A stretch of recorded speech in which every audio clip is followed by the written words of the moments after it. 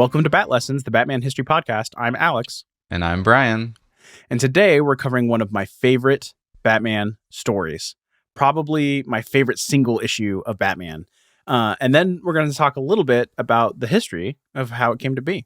How's that sound? That sounds amazing. I'm so stoked. Especially because you said it's your favorite. Is this the one that you had me read? Yeah. It's legit. I'm glad you agree. It's not my favorite Batman story ever. My favorite Batman single issue. Okay. Ever. Yeah. I know. I really dig it. It's there's a lot to say, but yeah, we'll get into it. Yeah, for sure. Just a little bit of different type of episode. We're not doing the Golden Age history on this one. This is something that I had prepared for. We were going to be guest hosts for the first time on a show. I was really excited, so I prepared some stuff to talk about. That fell through for various reasons. Not super important, but I had all this stuff prepared, and I thought, why not? Let's give it a shot on the main show. Heck yeah. So enough preamble. What is this story? It comes from Detective Comics number 567, which is the October 1986 issue, and it's called The Night of Thanks, but No Thanks. It's written by Harlan Ellison, penciled by Gene Colan, inks by Bob Smith, Adrian Roy did the colors, and John Costanza did the letters, and the editor was Lynn Wein. We'll talk a little bit more specifically about Harlan and Lynn and the story of how this came to be after we read the issue. I think it's just an excellent use of the comics medium. It's a little bit different than some of the other things we've recapped on the show before because it's more modern and there's a lot more showing instead of telling. So yeah, we'll summarize it a little bit differently than normal. But do you want to tell people about the cover? Yeah, sure. So firstly, this was released in October of 1986. That's right. It's actually it's a pretty striking cover. I could totally see this hanging on a wall as well. I bought this single issue because I love the art so much. Yeah. Yeah. I think the art style throughout the book, but also on the cover here is very reminiscent of Calvin and Hobbes when he's in his dream sequences or his daydream sequences. It's very strongly reminiscent of that comic style. It's Detective Comics presents the Batman, and you've got like a city. It's not really a silhouette, but it's like a lo-fi cityscape view. Skyline kind of. Yeah, there's a skyscraper in the middle, and there's obviously Batman standing on top of this skyscraper, kind of looking awesome, just like standing there with his like fists on his hips, and you can see like the cape is blowing off to the side.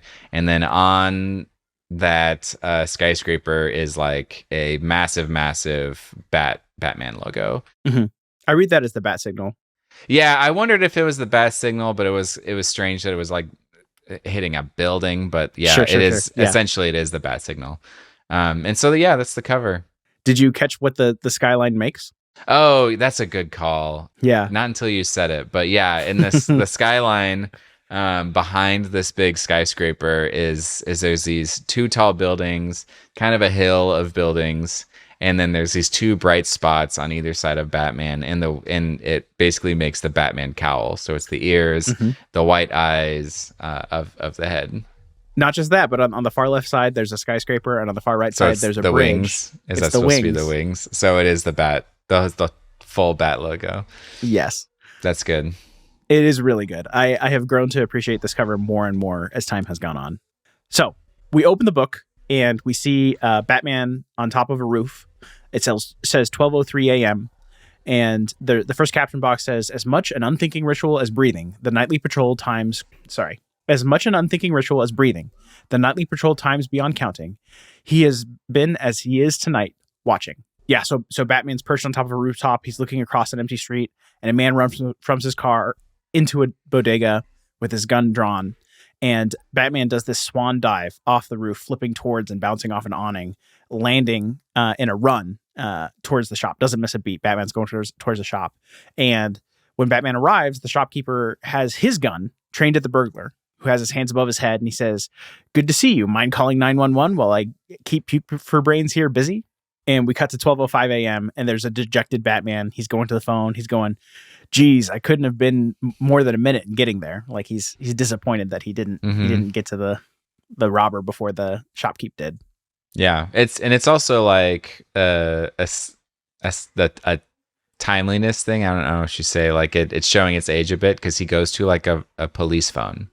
Like Yes, it's not yes, a yes, regular on the phone. street. It's like Yeah. it's like a red phone and a call red box. box that's just for calling the police. Yeah. Then on the next page, we cut to an entirely different scene. 12:47 a.m. in an alleyway. A man's passing by a woman, and he suddenly turns and strikes at her. And Batman turns the corner into the alleyway and spots them. And he thinks to himself, "That's right, you slug. Pick on a 60-year-old woman with a limp." And he starts walking towards them. And as he does it, this elderly woman punches back at the mugger. And a red box truck kind of zooms by in front of Batman and comes in between them, so he can't see the mugger and the woman anymore. And Batman's like coughing on the exhaust, and he thinks to himself, "Oh man, should have beat him across. Should have beat the truck across." And the truck passes, and he thinks to himself, "Well, I'll be." And we get to see the fight again. And the old woman is like wailing on this mugger. Mm-hmm.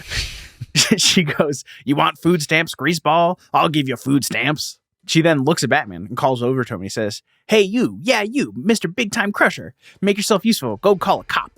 So it's interesting. Batman kind of does this marching walk, down to the police call box. It's hanging from a telephone pole, and he's cursing, but they've made up the curse words. Oh yes, that's right. He's going Rassa Frassin, Peckalomer, Sagamuggan, Cruzzle Krigan.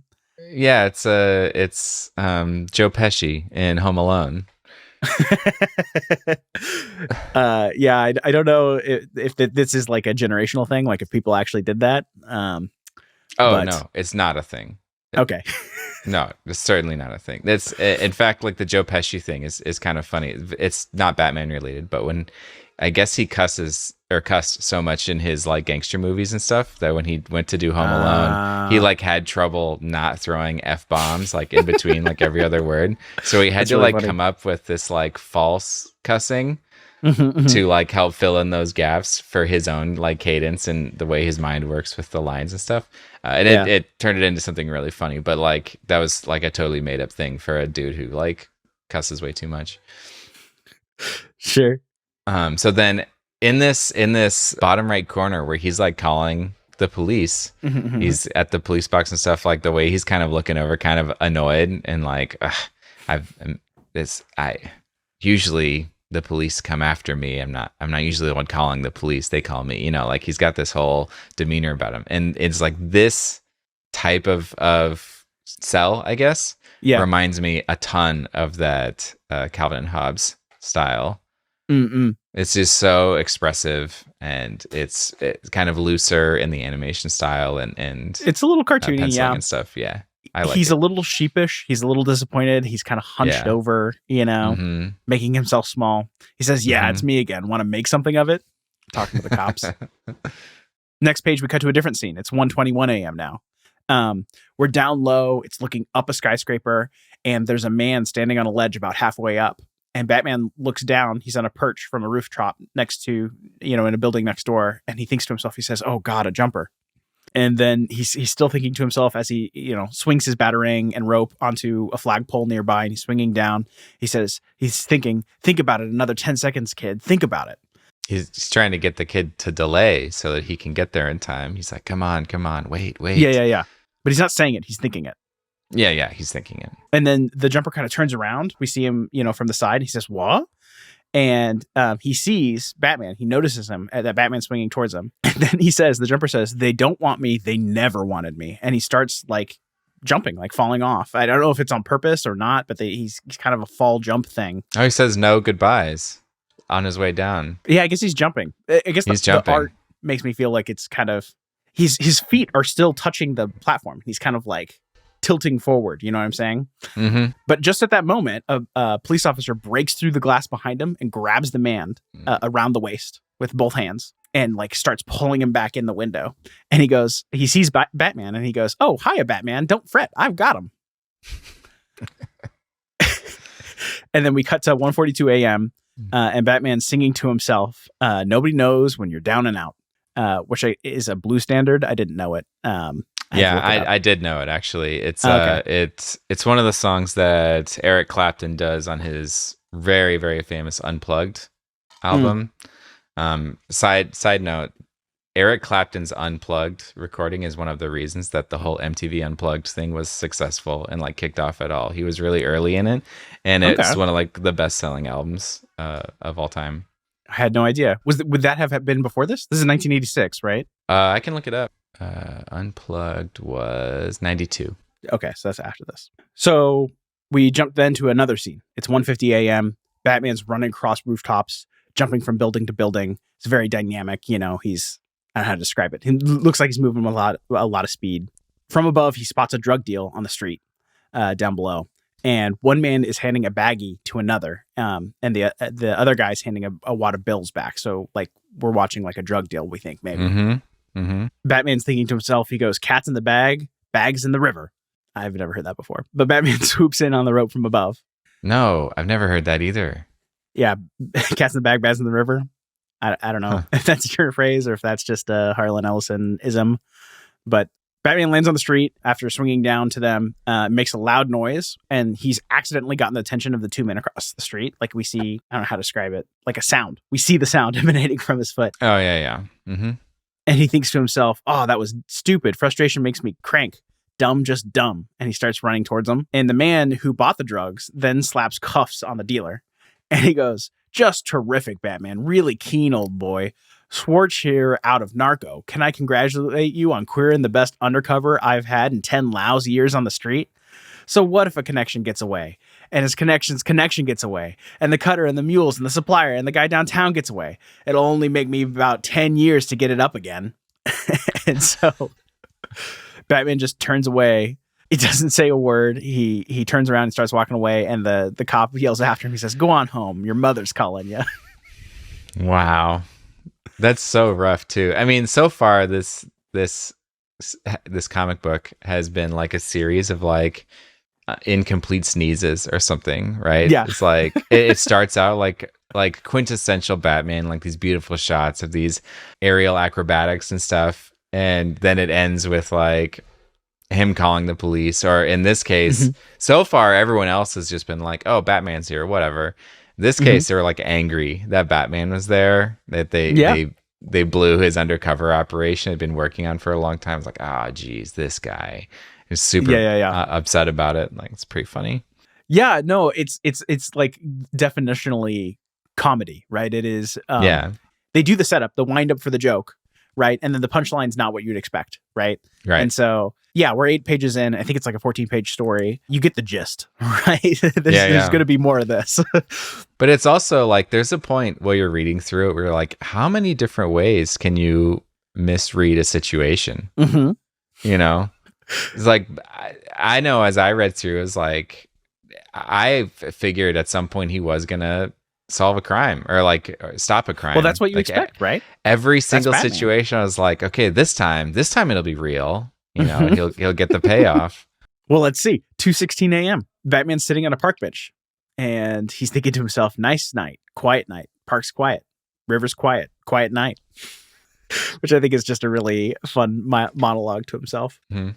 And then he hears something, and he turns around suddenly. So there's people behind him, behind the park bench, and there's a lone young woman who's walking hurriedly through the park, and 3 young men are kind of chasing after her. And Batman looks really concerned, and he thinks to himself, "Here's a lesson you won't forget, you little rat packers." And he starts chasing after them, right? Because these guys are up to no good. They're going to jump this girl, right?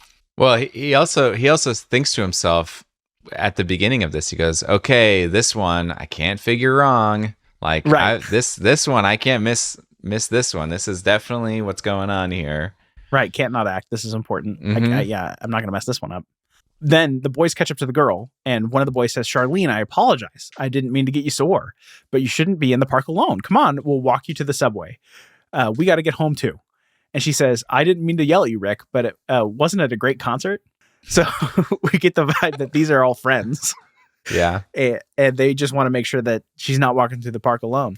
And Batman kind of stops, and he's like hiding behind a tree and watching them walk away. Again, there's this really disappointed and like frustrated look on his face. Like he's like, like, what am I doing wrong here? Then we cut to a different scene. It's 2:38 a.m. and Batman spots a man with a crowbar trying to jimmy open the door of a car. Like he's like shoving it down. Have you ever seen people do this before? I don't think I've ever seen it with a crowbar before. But I've never seen it with a crowbar, but I've seen it with like coat hangers or like there are other things that you can slip down. You're trying to catch the lock for the door that's inside the door that's usually like right below where the window rolls up and down. So slipping down, finding that spot, yanking up on it, it opens the door. So Batman walks up behind the guy and says, "This is too much car for you, fella. I think a paddy wagon's more your speed." And just then, as he says this, we see a woman with a wire hanger from the other side of the car. And she goes, "Bernie, honey, it worked on this side, and this is the last time I let you lock the doors in the car. Uh-oh. Ah, good evening, Batman." and so Batman just walks away from the car. He throws up his head in there and he goes, "Justice? Don't talk to me about justice. There's no justice in the universe." It's super funny too, because like the way the text like gets smaller and smaller is like his voice trailing off, like, "Justice? Don't talk to me about justice. There's no justice in the universe." Like, and up until now, he's like mostly been internal monologue. Like he's thinking to himself all these things. This time he's saying it. It's like snapping at this lady who just got into her own car. 3:19 a.m. Batman spots someone with a ladder just outside of a jewelry store. They're at the top of the ladder. They're making noises, working on something on the side of the building. And Batman runs up behind, assuming they're disabling the alarm system. And he goes, "A little late for jewelry shopping, isn't it?" And we see it's a woman wearing a security system company jumpsuit. Like she's works for the company. She goes, "Oh, thank goodness. I'm glad you showed up, Batman. I can use an extra pair of hands." And she hands him a flashlight to hold while she works. And Batman has like the most awkward look on his face. He's got like a forced smile. He goes, "I could tell you had an emergency here, lady." Oh man. It also is like really pushing him down the pegs. He is a child with his dad telling him to like point it here. Because she literally does say in this, like in the bottom corner here, she's like, "You're not holding it right. Hold the light steady." Just like every dad does to their kid. Yeah, you definitely get the sense that he feels it's an indignity that he's been downgraded from fighting crime to like helping random people on the street. Yeah. 3:54 a.m. We cut to a different scene. We see a big, mean looking bald guy, like stereotypical, evil guy. He's got like a mean smile on his face. We're looking up at him from below, and we think maybe he's smoking a cigar. They make it out to be that, but it turns out in a subsequent panel that he's eating a candy bar. And then Batman thinks, "My God, it's a golem with a candy bar. What a brute. Gotta be a night stalking strangler." And the guy throws the candy wrapper over his shoulder. And then Batman goes, "There's an ordinance against littering, Tiny." Which is like a pretty normal like setup for the bad guy to like turn and throw some other quip and then they start fighting or something. Sure. It's also like very Batman 66 of like, I guess you haven't watched much of that or any of that ? Nope, none of any that. of Okay. it. There's a lot of like him explaining to Robin why like they need to look both ways before they cross the street and use crosswalks and like. So it's like teaching children how to be safe and stuff. Yeah, it's very Boy Scouts like. You know. And so like there's a city ordinance against littering. Batman's been reduced to calling people out for throwing their trash, and the guy's kind of sheepish. He's like, "Litter? Huh? Oh man, you're absolutely right. I should be ashamed of myself. I'm always complaining about how people turn our streets into garbage pits. Good citizens ever need reinforcing. Thank goodness you're always with us, Batman. Good night, sir, and have a quiet evening." And he goes, he picks up the trash and he puts it in the, puts it in a bin, and he waves as he's smiling and walking away. It's also like a super funny response to be like, "Oh, litter. Oh, you're absolutely right. I'm in the wrong." It's like, what was I thinking?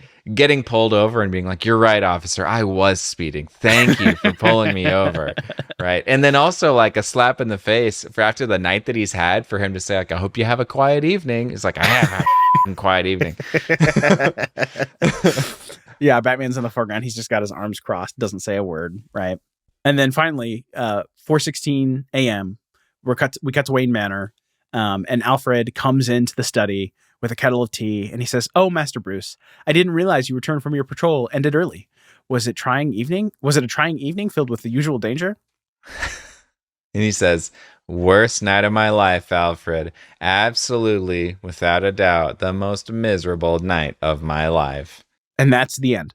I will say one thing that I didn't include in my summary is that there periodically throughout this book, there are quotations and caption boxes that are not really about the story. They're just kind of adding color from Confucius and Sun Tzu and some other authors I've not heard of, Eric Hoffer, Leslie Tomner. And it's very, it wouldn't translate if I tried to include it in the summary, but it totally adds color to the way that Batman's feeling, the sort of like the themes that are being played with. Like, for example, one of the quotes is, if a man seeks to know thoroughly the past, the present, and the future, he should understand that the realm of existence is but a creation of the mind. And it's like, what does that have to do with the story? Not much. But this is absolutely one that you can read over and over and over again and appreciate other different things, small little things, different ways to view the situation. For something that is such a simple story, fundamentally, there's a lot of depth that I think is lost probably in our summarization. So I definitely encourage you to go find this and read it. Yes, I agree. Yeah. Do you have any thoughts about it? About the comic overall? Yeah. It's great. I mean, it's super funny. Yeah, I like the comedy aspect of this kind of stuff, especially like what we were saying. It's like bait and switch over and over again. And oh man, I don't know if this will translate well, but there's this Kristen Shaw, I think is who it is, does this thing where she basically bounces around like a horse. And on the stage, and this guy is singing like, Kristen Shaw's a horse, Kristen Shaw's a horse, look at her run, look at her go, look at her run like a horse, you know, and it just does it over and over and over again, but like for like 15 minutes. Sure. And it's one of these things where like you expect it to finish at some point, you expect it to end, but like the longer it goes, like it goes into like this awkward phase, and then it comes back into this hilarious phase, like they're still going, and it just keeps the part of the humor is that it actually never really resolves, and that is the humor that I catch in this, that like he never ever got the sneeze in, right? He just like built up, and like he just strike after strike after strike, he missed out and went home. And that's like, I think that's super funny to like, from my perspective, it's very, very funny to me. Yeah, I think there's something to be said about repetition. Like there's the song that never ends, right? Which they used to do on the Lamb Chop show on PBS, where it's just annoying and it's not adding to anything and it doesn't change. And like, yeah, maybe it's funny because it doesn't end, right? But in music, there's this concept called an ostinato, which is a rhythm that's repeated over and over and over and over again, or a phrase that's repeated over and over and over again. Usually as sort of the background for something else. Like maybe you would have a tuba that's doing an ostinato, and then like there's a melody over the top of it or whatever. But sometimes I've played in bands and orchestras and things where the entire group is sort of doing the ostinato. And even though it's the same thing, it goes places. There's changes in volume and dynamic. There's changes in speed. There's changes, and it feels like you're able to convey emotion without even changing anything. And I think this does that, right, to an extent of like, yeah, it's the same. It's just scene after scene after scene of you know, Batman's not needed, or you know, Batman's expectations of how this is going to happen are subverted. And I think it's funny. You're right, but it also challenges the concept of Batman. I think so many of the deconstructions that are most famous of superheroes, like The Dark Knight Returns and Watchmen, right, try to sort of think about heroes in a real world sense of like, oh, well, they'd have to be crazy, right? Or they'd have to be, you know, like all forms of power co-opted by the government, or they'd have to, you know, there'd be some sort of like fundamental flaw that would be, you know, broad in scope. And I think this kind of does a deconstruction in a very clever way, where they're not really changing, you know, some sort of fundamental premise or behavior of Batman. They're just saying like, well, you know, what if he wasn't needed, right? What if you actually took all of the sort of crimes and things that happened, or, you know, goings-ons in a city that doesn't sleep, you know, in a given night, and, you know, there were people who helped themselves, or there were people who may appear to be in distress but are not, or, you know, places like the man who's jumping off the roof, where, you know, the police infrastructure does work the way it's supposed to, right? Right. How does Batman live in a world that's like that? And that's super interesting. Yeah. Well, I mean, The Dark Knight, he talks about that. He says that kind of Yeah. repeatedly. That's what he's shooting for. He wants to live in a world where Gotham does not need Batman. hmm And that's what The Dark Knight was kind of queuing up for, was the White Knight of hmm the justice system actually working through the DA. hmm And I have thought about this several times with kind of all superheroes, but do they actually fight crime 365 days out of the year, or do they have like a few really notable moments that are like Sure. comic book worthy or like story worthy? And there's like a lot of nights where it's like, oh, nothing's happening, just kind of swinging from my webs or flying around in my cape, like just kind of burning calories looking for something, and nothing happens. Yeah, if you want just like copious amounts of like secondhand cringe, just Google or go to YouTube and search like real superhero. And I forget the name of the guy, but there's a dude that like essentially ran a gang in Seattle where they would like dress up in suits and they would look for trouble. It's a little embarrassing and awful. I wish I knew his name. This is not what I thought you were going to reference, so this is crazy.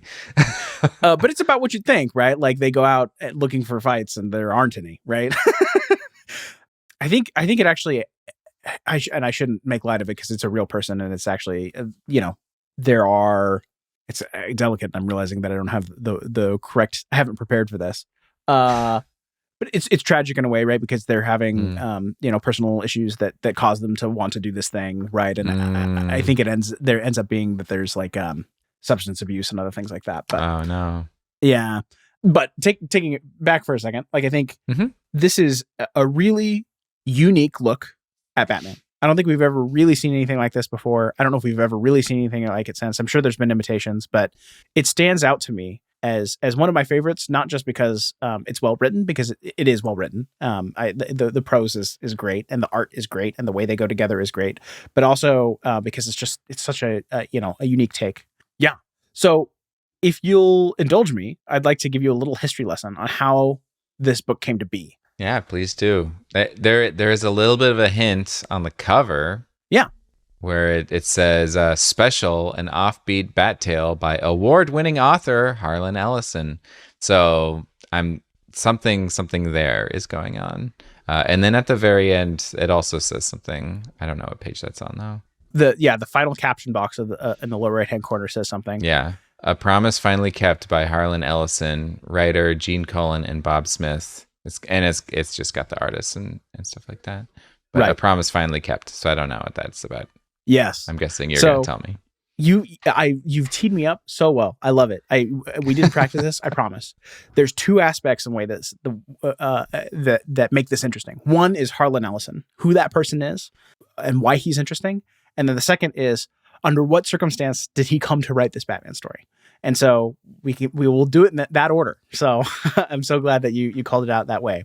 I think the preface that I'll give, because Harlan is a very complicated person, it's going to take me a while. I have a few pages worth of notes for you to paint the picture of who he is. But to sort of set the table setting, there's a quote from Neil Gaiman. Do you know who Neil Gaiman is?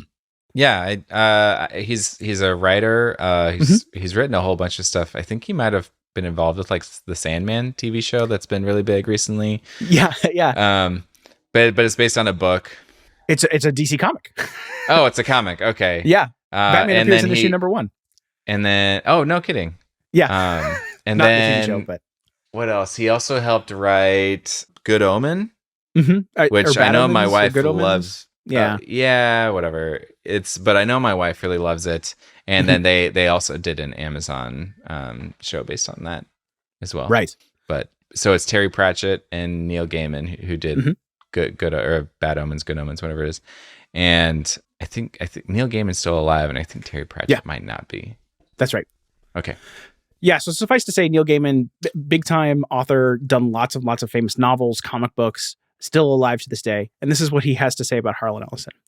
He says, "You have to accept that you have somebody who is partly one of the greatest writers of the 21st century and partly an alternately impish and furious 11-year-old boy, possibly 9-year-old boy, possibly 5-year-old boy." So, he's talking about someone who's brilliant, but also perhaps not the most mature. Yeah. It's a very funny way to describe it too. Like, Yes. because Neil Gaiman is like a funny writer. He's like, one of the things I read he had on, I think it was I'm thinking it was a real Neil Gaiman tweet from a while ago where he said like ChatGPT doesn't give you answers. It gives you sentences that look like answers. Yes. Which is like totally accurate, but is also a very 100%. funny way to describe it. And so this also like the devolution, I guess, to say like he's immature. He's somewhat of an 11-year-old boy, maybe a 9-year-old, maybe a 5-year-old. Like it's getting worse and worse each time. It's Yes. good. So Harlan Ellison, he was born on May of 1934 in Cleveland, Ohio. He's no longer with us. He passed away in 2018, so relatively recently. His mother was a dentist and his father was a jeweler, so they were doing fairly well financially. He was Jewish. He was really scrawny. As an adult, he even only grew to be 5'5". And the way he tells it, he was bullied relentlessly as a child, often getting into fights. There's a documentary that I watched called Dreams with Sharp Teeth. It was free on Tubi, one of the freemium streaming services. I recommend you watch it if you are interested after everything we tell you here, because it's fascinating. But in the documentary, there's a picture of him at school standing with his class. And indeed, he's the smallest in the lineup, shortest one there. And in the picture, he and another boy both have like bandages on their face. And he claims that it was from a fight that they had before the photo was taken. Later in life, Harlan would often use the names of his childhood bullies as villains in his stories. Oh, man. Yeah. That's good. So if you think that's good, just wait.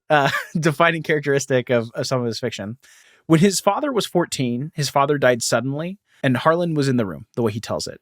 There's conflicting accounts of exactly why his father died. The documentary says something else, but my sister helped me look up through Ancestry to find the obit in the Plainsville Telegraph, and it says it was a heart attack. So really traumatic event. You really do your research, by the way. That's amazing. Well, so I get really something that happens aside when you're doing research on people who are famous but are not the subject of lots of historical scholarship, is that they often are their own narrator. So when we're talking about Jerry Robinson, the significant majority of what we know about him is what he said about himself. When we talk about Bob Kane, the significant majority of what we know about him is what he said about himself. And I loved the Harlan Ellison documentary, but a significant portion of what he says in it is what he said about himself. And there are people who are really, really good self-promoters. And so I start to... Oh, yeah. I mean, we've talked about this on the podcast before, that Bob Kane just like lied a lot about how great he was, right? Like, so the unreliable narrators, absolutely. Yeah. So when it comes to something like that's so defining, that sounds fantastic, I tend to want to look for corroboration. And so I really tried to dig on this story. I don't know why, but I did. Couldn't find any real detail other than what the obit said in the newspaper. Anyway, because of this trauma, he would run away frequently as a teenager. The way he tells the story, he would end up several states away, doing a fishing job, doing logging, right? And then somehow ends up coming back home and continuing to go to school, right? So he would go away for a few months, have a job, be an adult while he's like 15 or whatever, and then go back to school. After high school, he got into Ohio State University. So in 1951, he started going to Ohio State University. But in 1953, he was expelled. Yeah. Is it for fighting? Well, so the way that he tells the story in the documentary, an English professor told him that he had no talent and that he should go find a job, that he was wasting his time at school. And so Harlan punched the professor and got expelled. Yeah. That's the way he tells the story. Other people say that it was just a verbal altercation. But whatever the case, right, he ended up fighting with a professor who told him he couldn't write. Oh, man. And for a great many years afterwards, Harlan would supposedly send this professor every single story or published work that he had written in the mail. So he would get an article published, he'd send it to the professor. He'd get a book published, he'd send it to the professor. Short story. He says, so he holds grudges. Obviously, he names his villains after his past bullies, and he just continually berates, almost terrorizes this old English professor with all this mail. And he's got flowery language where he describes he hopes that this professor every day comes home to his house and pouring out of every nook and cranny and bookcase and under every floorboard there's another piece of Harlan Ellison's writing, so he can't escape it, right? He takes great joy in the revenge. Man. In 1955, Kind of feel sad for him to have like so much pent up anger and aggression and energy pointed in this direction. Like, ugh. We're just finishing page 1. I We're just know. getting Like, started. I see where this. He just was expelled from college. He hasn't even gone into his like professional life yet. Yeah, we're getting there. In 1955, after getting expelled, he moves to New York City to pursue writing freelance. Here, he experienced pretty significant success. And between 1955 and 1957, he has over 100 works published. Short stories, articles that appear in pulps or magazines, even a couple comic book scripts. And he doesn't sort of reach the higher level of notoriety where he becomes a fixture just yet, but he's selling works and getting published. In 1957, he gets drafted into the Army, draft was still active at that time. This was after the Korean War, during the Vietnam War, but before America has officially entered the Vietnam War. We don't have boots on the ground. So we're not actively participating in anything. So he was never deployed, but he trained at Fort Benning in Georgia. And supposedly he brought his typewriter with him to basic training, and he would hide away in a bathroom. He'd go all the way to the end of the hall in the bathroom to the last stall. He'd put a board across his lap and put, the typewriter on top, and he'd be working on writing his first novel, which was called Web of the City. And apparently the way he got by, not being, to not get bullied and to, fit in and to like reduce his workload and things like that, is that he would write love letters for the other GIs to send back to their girlfriends, right?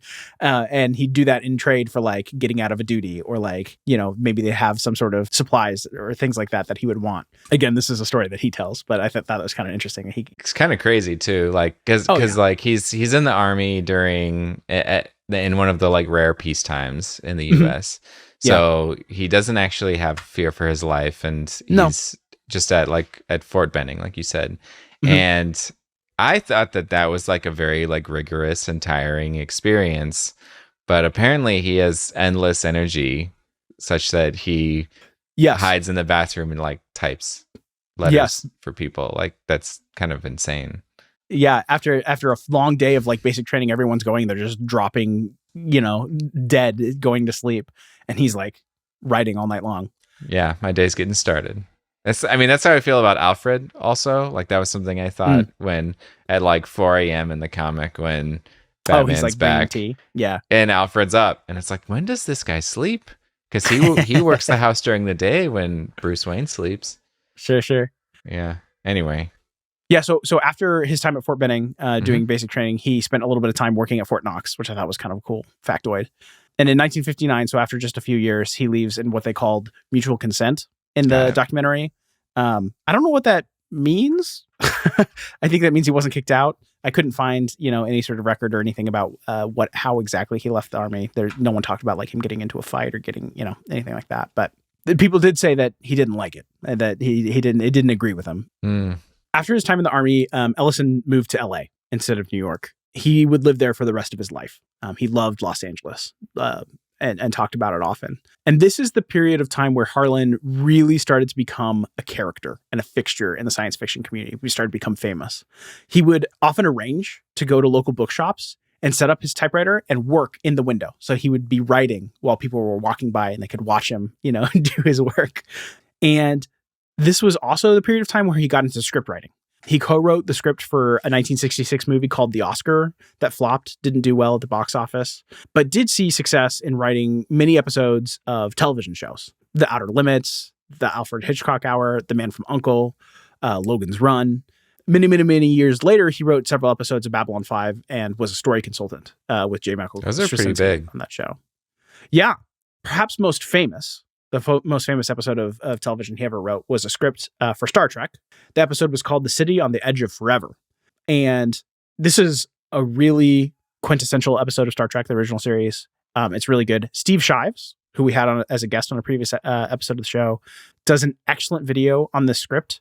So I'm going to give you like the 2-minute like Cliff Notes version. He goes in depth for like 20 minutes. If you're interested, you should go watch his video. I'll leave a link in the show notes. Yeah, I will. Suffice to say that this is considered by many the best single episode of the original Star Trek series. And Steve includes it in his list, his short list of best first episodes to watch for anyone getting into Star Trek broadly. Like, they don't know if they want to watch The Next Generation or Deep Space Nine, or, he says this is one of the episodes you got to watch to see if you're going to be into Star Trek or not. Even as it's so widely acclaimed as being one of the best episodes of Star Trek, Ellison hates it. He's on the record as despising this episode of the television show. And the reason is that they ended up making significant changes to his script after it was delivered. Oh, wow. Yeah. At first, they were asking him to make changes, and he was on board. He was like modifying the script. Right. Eventually, it deviated too far, and he just left the project altogether, even going so far as like not wanting his name on the show. But they put it on it anyway. Some of the changes, if you're trying to like be an impartial external observer, are just because Gene Roddenberry didn't like certain things. For example, in Harlan's draft of the script, a crew member at the beginning of the episode is like dealing drugs, and someone ends up taking it and has a bad reaction. Right. In the final treatment, what they shot, it's like medicine, like someone accidentally injects themselves from something from, the doctor. But most of the changes can probably be chalked up to budget. Like Gene Roddenberry's on record of saying like, we had like $50,000 to shoot the show. And the way Harlan wrote it, it was like going to cost us $350,000 or whatever. It was just like lots of special effects, lots of, very expensive to shoot. And Harlan, if you can guess, I don't know if you've got the vibe on him. Oh, I think so, but go ahead. He holds a huge grudge about this for years. Probably until he died. He seems like a guy who like holds on to stuff for his whole life. Yeah, he blames Gene Roddenberry, and he gets angry at him over all kinds of public statements that were made about the episodes. And he would go on to publish his unaltered script in a book multiple times. Like, there were multiple editions of this script that include, like, it's a script for a television show, but it's this thick. I don't know if you can see that, but it's like it's like an inch thick. Yeah. Yeah. Which is like very long, very, very long, especially for like a television script. Yes. It's not a movie. It's a TV show. Yeah. Well, the first like 60 pages are just an essay. No way. Yeah. So I'll read you the first paragraph. Speak no ill of the dead? Oh, really? Then let's forget about writing a true introductory essay to this book. Let's give a pass to setting the record straight. Let's just shrug and say, what the hell? It's been more than 30 years, and the bullshit has been slathered on with a trowel for so damn long. And so many greedy little pig snouts have made so much money off those lies, and so many inimical forces continue to dip their pig snouts in the Star Trek trough of bullshit that no one wants to hear your miserable bleats of unfair, that it ain't worth the price of admission, Ellison. So shine it on, and let the keepers of the holy flame of Star Trek, the keepers of the holy flame of Star Trek and the preservers of the bullshit myth of Roddenberry have the field to themselves, the field and the exequer. I don't know what that is. So it's like, he's just saying like, this is probably in bad taste because Gene Roddenberry's dead, but I don't care. I'm mad. I'm salty. Yeah, that's also really crazy in like the entertainment industry, because I do like follow the dance. I think that like the whole game within the game, the dance of being in the entertainment industry is really fascinating. How like they never say bad things about people. They just like choose not to say things. Or they'll be like, oh yeah, this guy's the best. It's my very favorite movie. Or like, he's one of the nicest guys. Like it's all this stuff because like as long as you're patting the backs, you're gonna get new roles and stuff. Yeah. And if you are kind of outed as someone who's kind of a sore person, they just don't want to work with you. So like this guy is like potentially ruining his career because he's just so angry and he's so bitter and he's so like self-absorbed, I guess, or self-righteous. Sure. Yeah. Self-righteous is a better way to say it. Explain it. The truth is much more important than like my own personal future. Yeah. And I'm going to air out the laundry, even though this guy's dead and won't actually get to hear what I have to say about him. Yeah. Like, it's intense. This guy is petty for sure. He's not above sinking to lows. In 2015, IDW Comics did an adaptation of the original script for that Star Trek episode, the way that Harlan Ellison wrote it. What's IDW? IDW is the publisher, comic book publisher. Okay. They are currently the license holder for Teenage Mutant Ninja Turtles, and they're doing a run on that that's really good. They used to do Transformers comics. They hold the license for Star Trek, so they do all Star Trek comics. Nice. And it's a really good book. Like, the art is fantastic. It adapts the story the way Harlan Ellison would have done it. They have the likeness rights to, all of the original actors. So you've got like William Shatner and the likeness rights. Dang. Yeah, they've got it all. Yeah. So they shelled out the big bucks. And like, we should move on from this because we've been talking about Star Trek for a long time. But suffice to say that like it is agreed by many people that Harlan's actually got the goods. Like, it is better the way that he wanted it to be done. So like he's kind of got the Muhammad Ali going on, right? Like, where he's stunting, he's bragging, he's being kind of self-absorbed, and also and they can back it up. Yeah. Yes. So, but what you were saying, he's willing to burn it all down, right? He's kind of a firebrand. I can't talk about Harlan without talking about his controversies. So we should just run down some of the things that he did that people aren't so fond of. There's a lot, so I'll try to get through it fast. I'm looking at this list. I'm wondering if there are any of these that we should say allegedly for, or if they're all like proven. Well, he's dead now, so I don't, unless his estate's going to come after us, I don't know. Fair enough. He was married 5 times. Which I think is just an interesting, note. That's an accomplishment for many people. I outlived them all. That's a joke. Never mind. He was incredibly litigious. He was known for suing other creators, other companies. For example, he sued ABC because of a TV show called Future Cop that he said it was based on his short story called Brillo. He won that case in court, and ABC ended up paying him lots of money.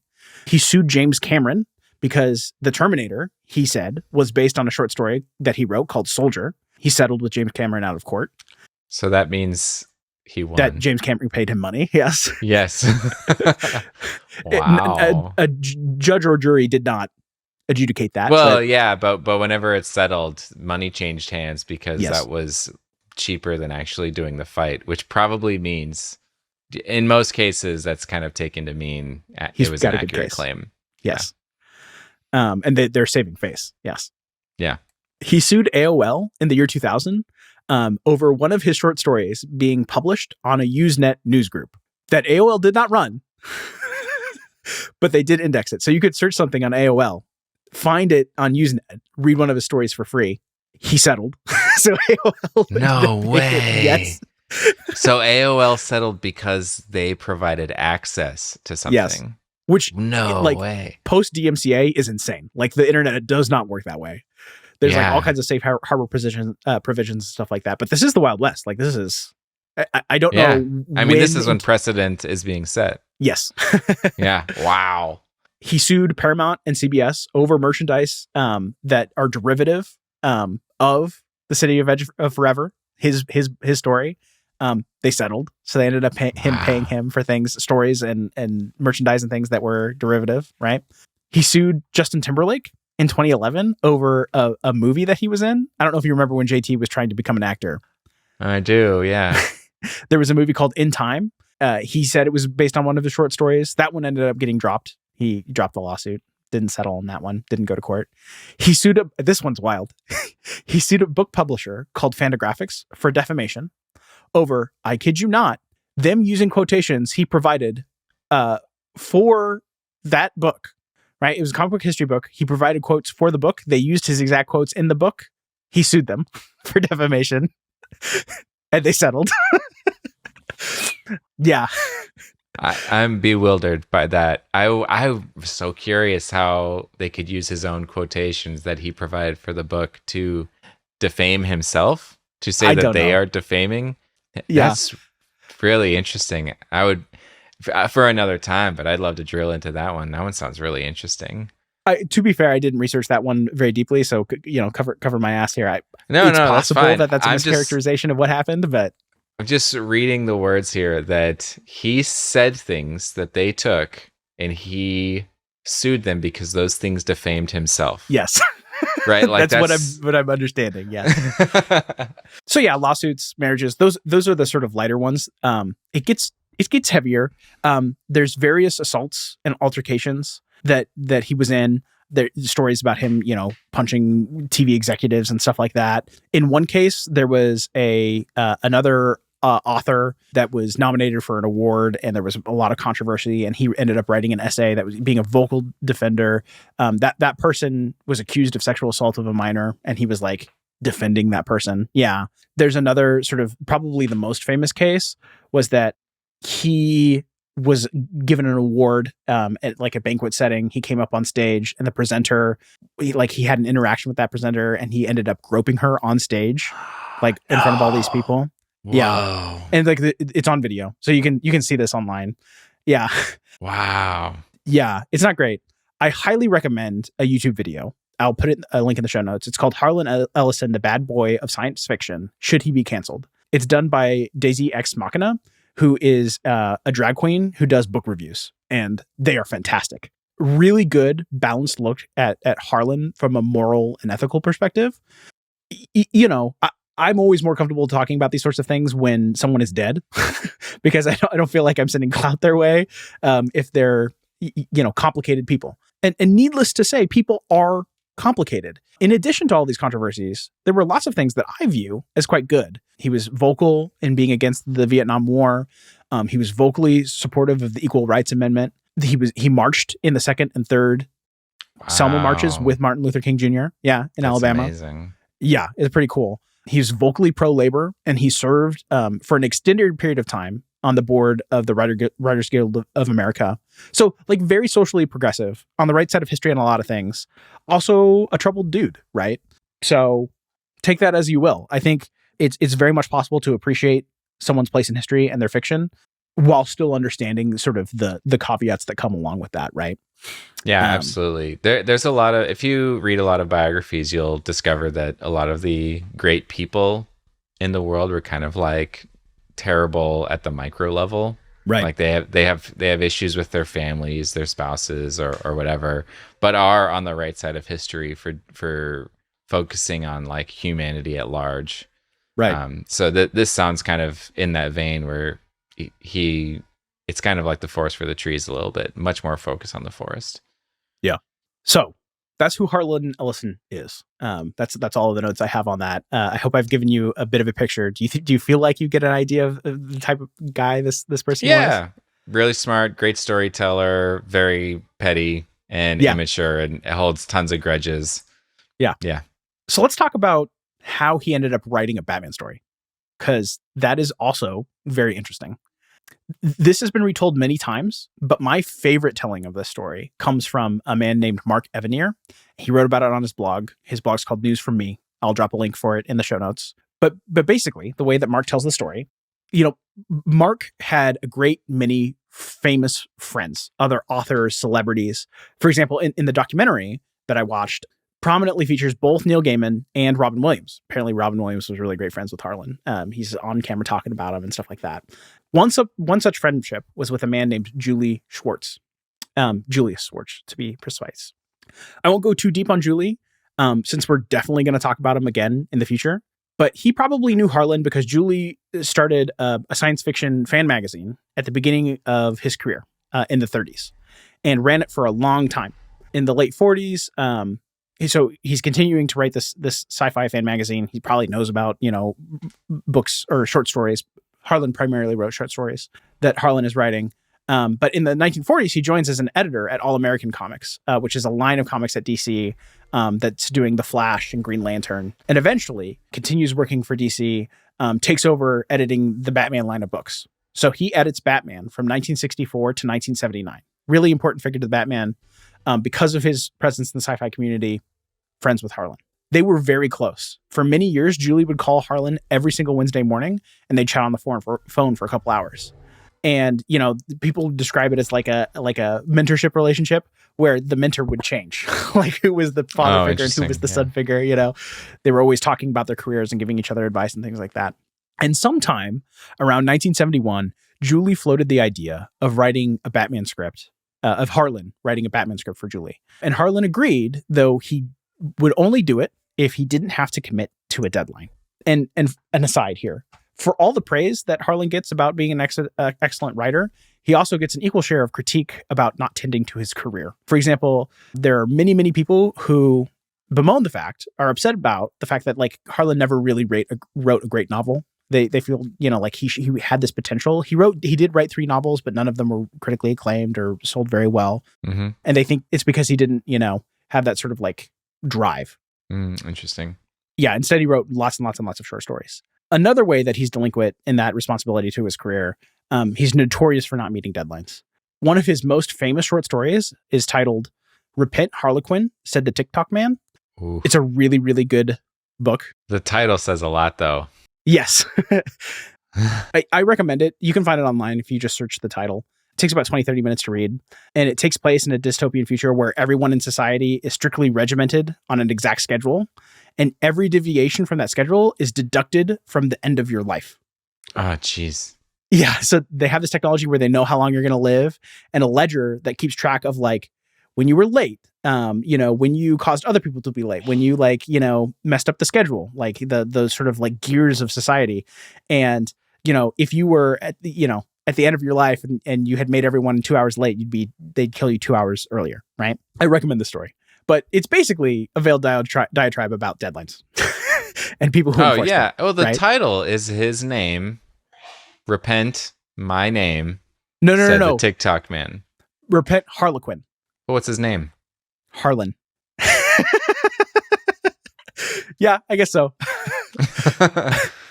Definitely worth a read. But 1981 rolls around. So remember, Julius asked him to write the story in 1971. 1981 rolls around. 10 years after. Yeah. He rolled out 14-page comic book. Whoa. Oh, wait, okay. Maybe I'm too early. You're skipping ahead. 10 years later, Julie's up for an award. It's called an Inkpot Award. The Inkpot Awards. Oh, that's right, because the issue came out in 1986, so it's 15 years. Okay. Just you wait. We're not there. The Inkpot Awards are still around today. They're basically just an industry award given out at San Diego Comic-Con. Writers, artists, editors, anyone participating in comics, sci-fi, that sort of thing. The Inkpots are not as prestigious today as they were back in the 80s, because now there's a set of awards called the Eisner Awards, named after Will Eisner, who did The Spirit. They're considered to be like the Oscars of comic books, but at the time, Inkpots were the deal. Oh, cool. Yeah.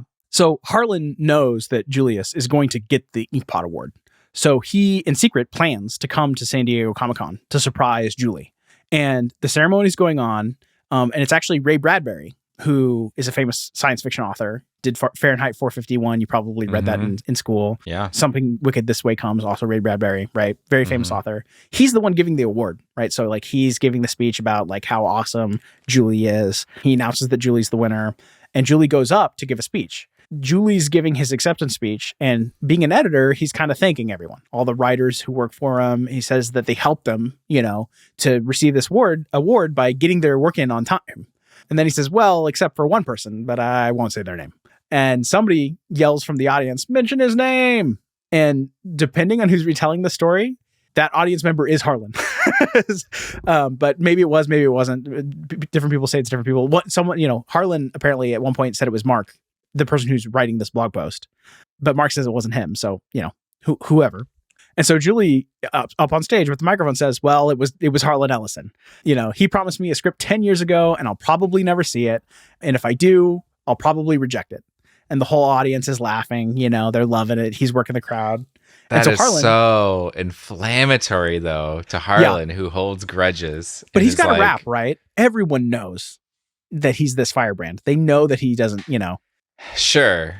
But I also thinking like, what's Harlan gonna do? Because like he seems to be a person who doesn't. He seems to have a lot of inner demons, and probably is concerned about reputation, even though he knows and everyone knows he kind of has a bad reputation. So I'm imagining this is not something he loved. Well, thankfully, he takes it in good candor. That's good. Harlan jumps up, and remember, Julie doesn't know that he's here, right? And he starts walking up to the stage, and he's got a manila envelope in his hand. He's holding it above his head. He's waving it back and forth as he's running up on the stage, and the crowd's laughing and applauding because they know who he is, right? Yeah. And Julie's just called him out. They're going nuts. It's quite the scene. Harlan gets up on the stage. He's working the crowd. He's telling, saying how great, Julie is. Takes the microphone, giving a speech. And then he tells the story about how 10 years ago, he promised Julie a Batman script. And he says that the manila envelope contains the Batman script. And he gives it to Julie. That's why he took it so well, I'm sure. It's because he had it. Okay. And then, the night goes on. He gets the award. Everything's great. Later that night, Julie opens the envelope, takes it out, and turns out it contains the first page of a script and 14 blank pages. And supposedly, later that night, Harlan and Julie had a conversation. He says, I promise I'll get you the rest of the script next week. Oh my gosh, this guy. I think that's hilarious that he shows up. Like, he has this idea of this like grand gesture of like he's going to deliver the script while he's getting the ink pot, He works the crowd. He hands him the envelope. Script's not in it. It's empty, basically. Ridiculous. Yeah. Harlan did eventually finish the script. He delivered the final script in 1986. This was many years after Julie has retired. And this is why Lynn Wein is ultimately the Batman editor at the time who publishes the work. Oh my gosh. So he promised it the next week, and it was 5 more years. Yes. That's crazy. Yeah. And so that's why at the end it says the story that it was promised. Yes. In fact, if you go back to the second page, I don't know if you still have it pulled up. I do. On the second page of the comic, it says The Night of Thanks But No Thanks. That's the title card. And then below it says With Love after 15 years for Julie Schwartz. Oh, I get it. Yeah. With love after 15 years. Yeah. Crazy. So I think it's a really great Batman story with a really great story behind it. And that's why it's one of my favorites. Oh, it's a great story. A promise finally kept by Harlan Ellison, writer. That's what it says at the end. Yeah. Yeah, that is a great story. It's so interesting. Also, like, Harlan Ellison is a piece of work. Yeah. Like, oh my gosh. I need to go watch this, what you call it, the something Sharp Teeth? Dreams with Sharp Teeth. Yeah. Yeah. Let me go check that out. It's really good. And I have been getting into fiction, Harlan Ellison short stories. He, I read Repent Harlequin, said the TikTok man this morning. I picked up copies of Dangerous Visions, which is a compilation. It's interesting. One of his most famous works that he didn't write anything in it. What he did was he contacted a bunch of his friends and other famous science fiction writers and asked them to write a short story. So it's a compilation of other people's short stories that he edits. And he did that, and it sold very well. And there was a sequel called, again, Dangerous Visions. Very 70s. And what the listener doesn't see is that Alex is holding up these books as he's reading them off to me. He's purchased them and presumably has read them. I'm working on there is like 40 short stories a piece, so like I'm sampling things. So I'm falling down that rabbit hole, and that's why we're talking about it on the show, because I don't know, I was interested. That's great. I will say, like, I genuinely do not understand how you have time to read all of this stuff. Like, truly, I cannot conceive of a schedule that would allow me to read as aggressively as you do. It's very impressive. It helped that I was on vacation when I fell down the Harlan Ellison rabbit hole, but you just invent time. You borrow it from places it shouldn't be borrowed. I just borrow from sleep.